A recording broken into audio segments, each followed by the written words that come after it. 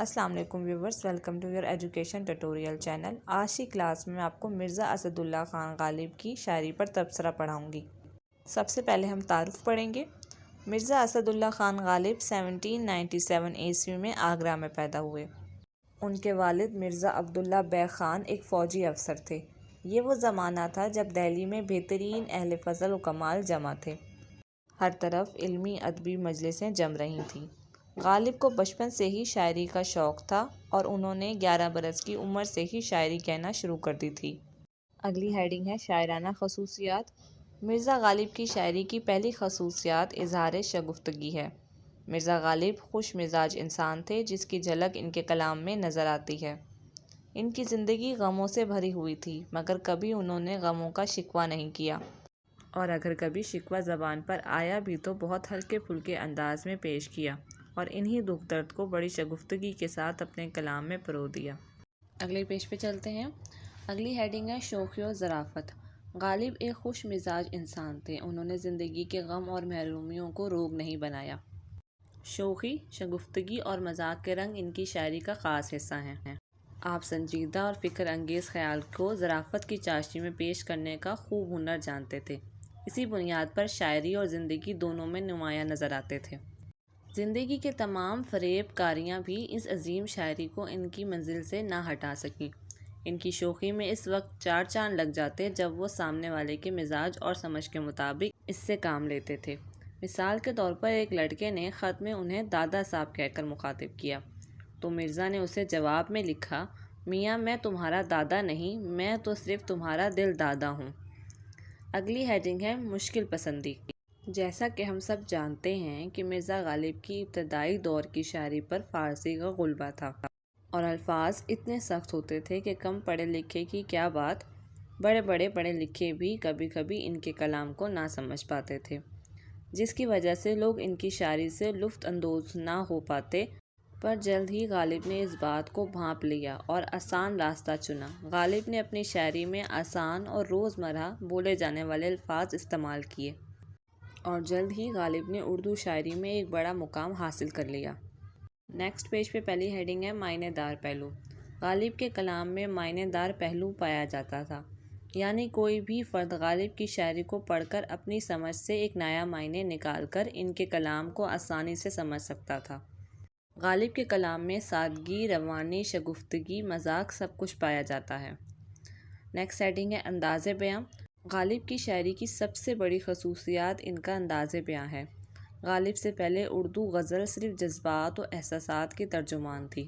गालिब ने फ़िक्र फ़लसफ़े को गज़ल में समोकर इसे नई ज़िंदगी बख्शी। नेक्स्ट हेडिंग है महबूब का अंसर।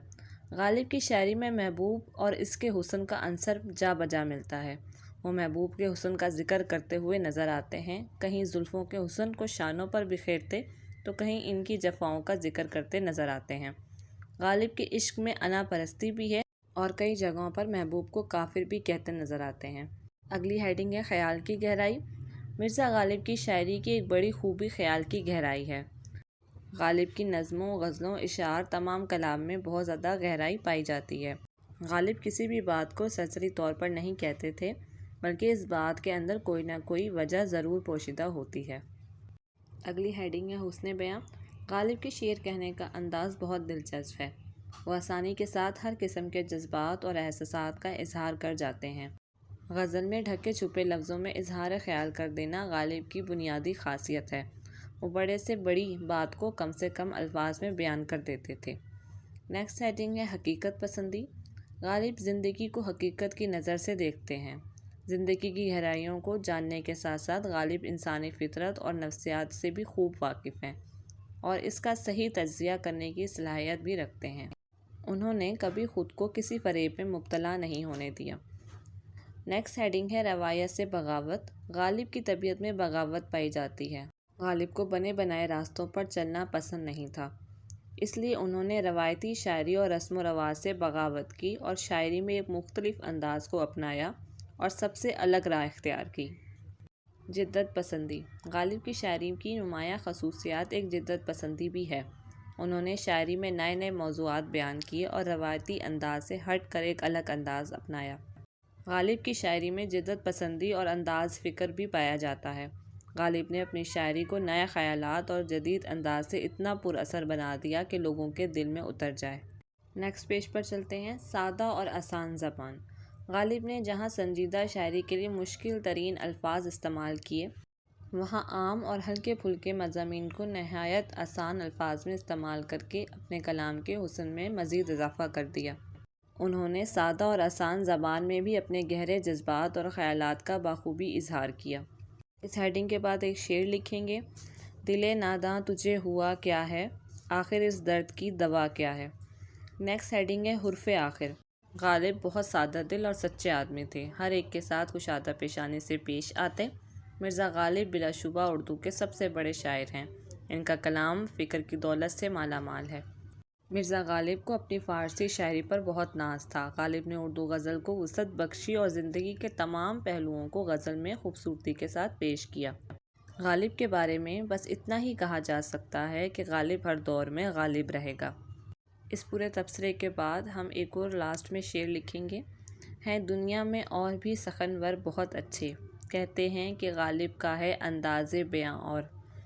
تو ویورز، اگر آپ کو میری یہ ویڈیو پسند آئی ہو تو پلیز میرے چینل کو لائک کریں، سبسکرائب کریں۔ ملتے ہیں نیکسٹ ویڈیو میں، تب تک کے لیے اللہ حافظ۔